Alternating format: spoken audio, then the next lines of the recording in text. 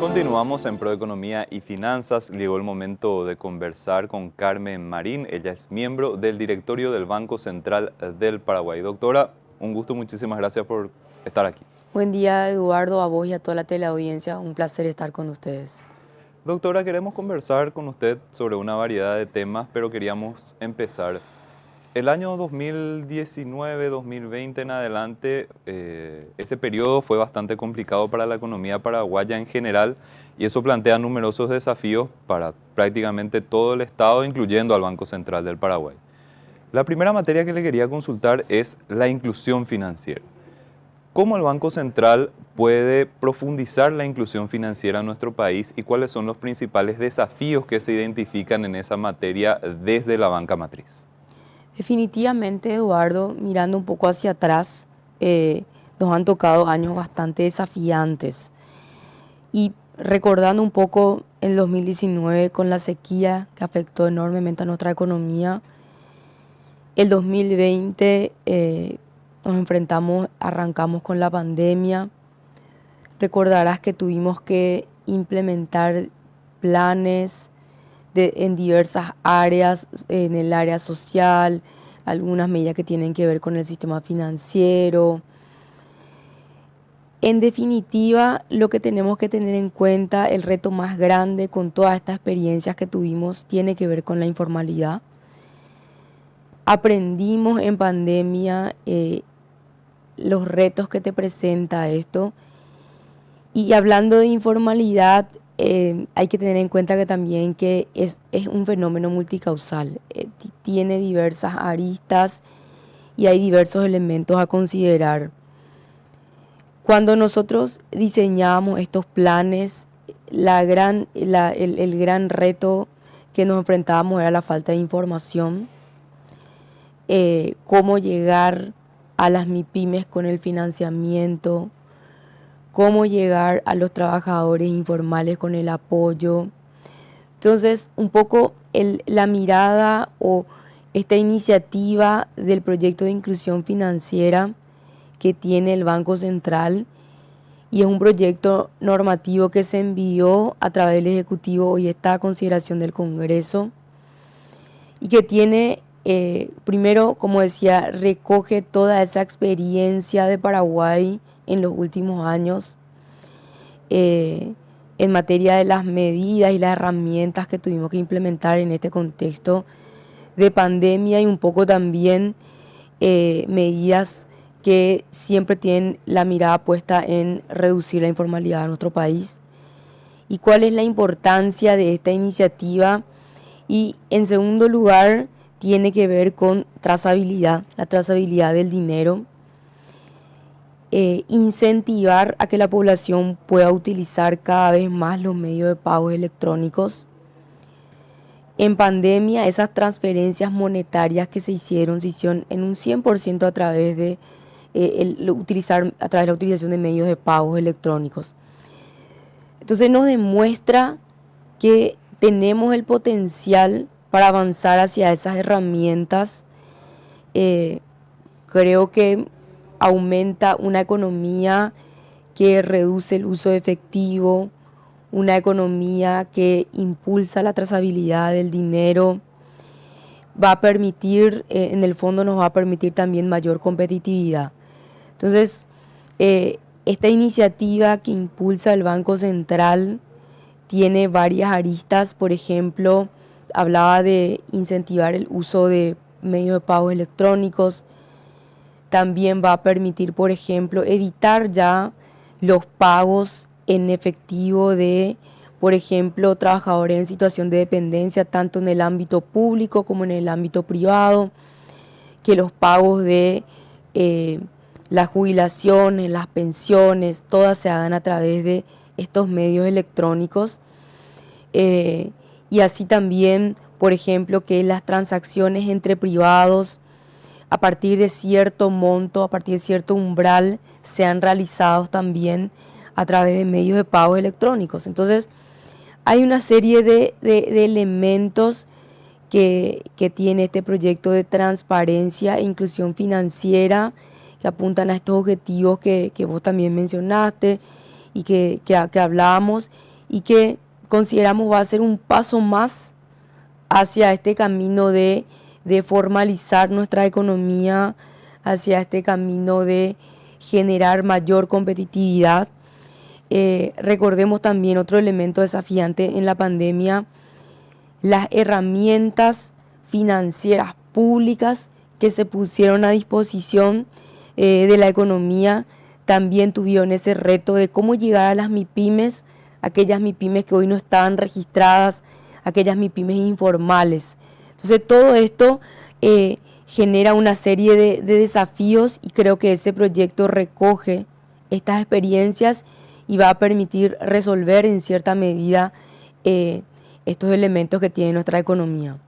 Doctora, justamente en materia de inclusión financiera, ¿cuáles son los principales beneficios para una persona incluida dentro del sistema financiero? Muchas veces hay gente que tiene un poco de temor, un poco de desconfianza, pero la inclusión financiera tiene muchos beneficios para la gente. Tiene muchísimas aristas.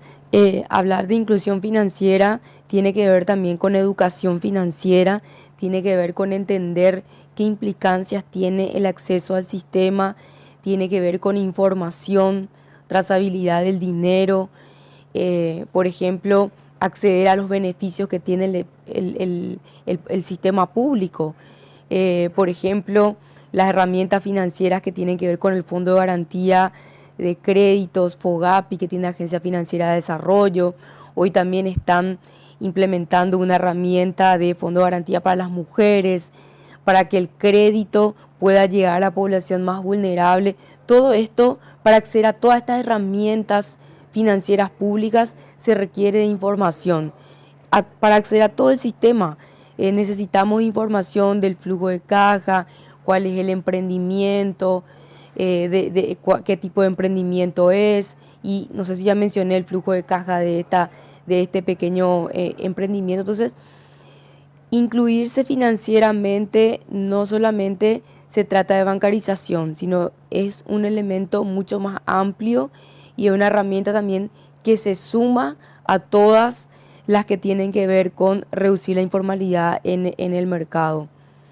Doctora, justamente un punto importante de todos estos desafíos en materia de inclusión financiera creo que tiene que ver también con la digitalización.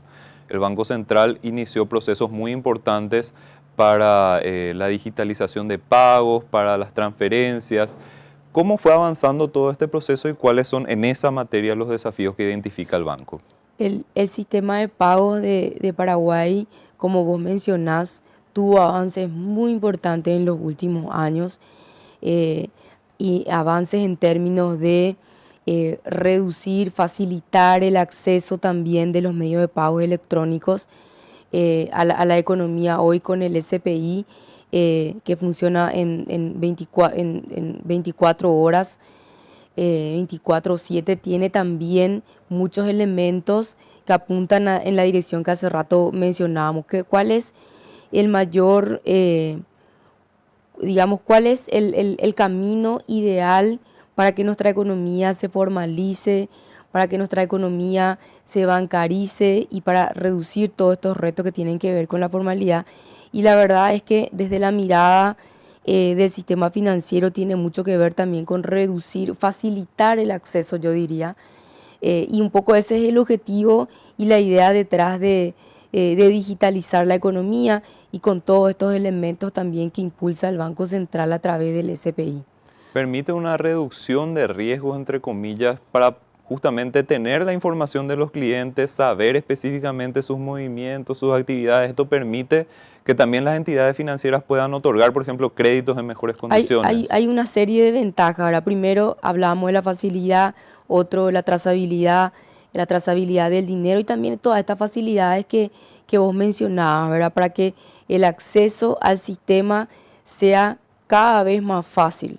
Un poco ese es el contexto también y por supuesto también reducir todos los riesgos que conlleva el uso de este sistema. Okay. Doctora, en materia de regulación también hay muchos desafíos.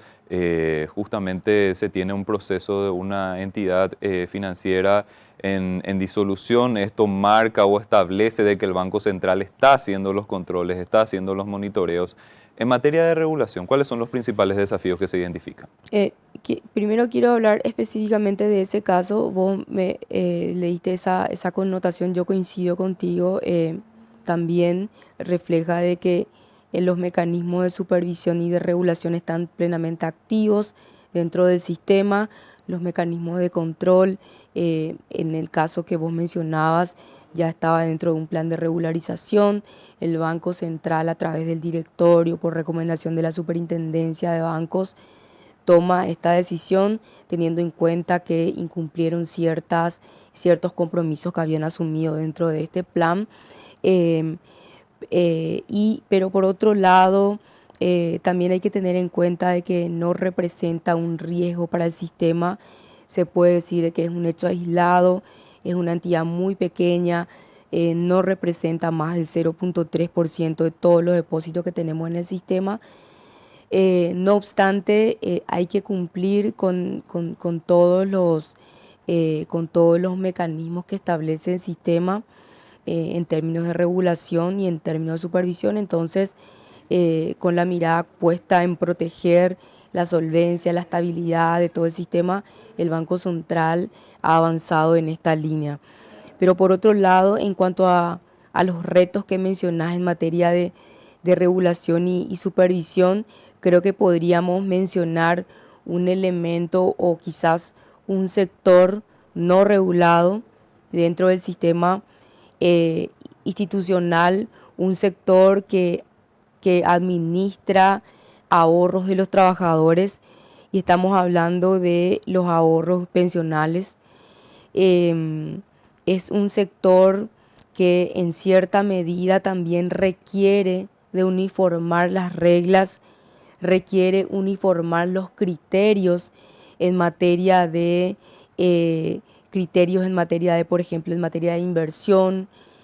Hoy cada una de las entidades previsionales administra los fondos de pensiones, invierten estos fondos de acuerdo a sus propias reglas y de acuerdo a sus propios criterios.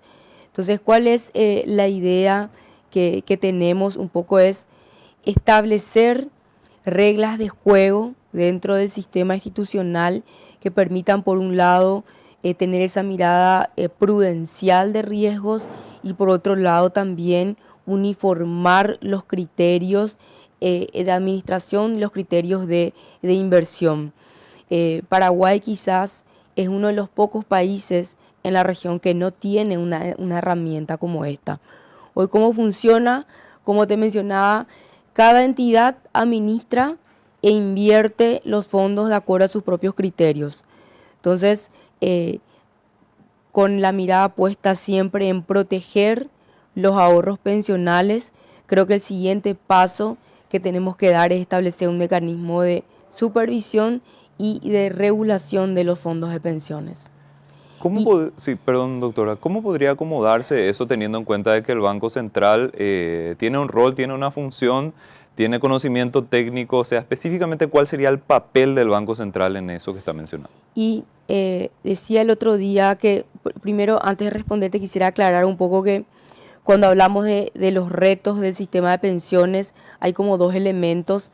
En primer lugar, una mirada que tiene que ver con la sostenibilidad del sistema, y ahí involucra un poco mirar cuáles son los criterios de acceso a los beneficios, entre otros elementos.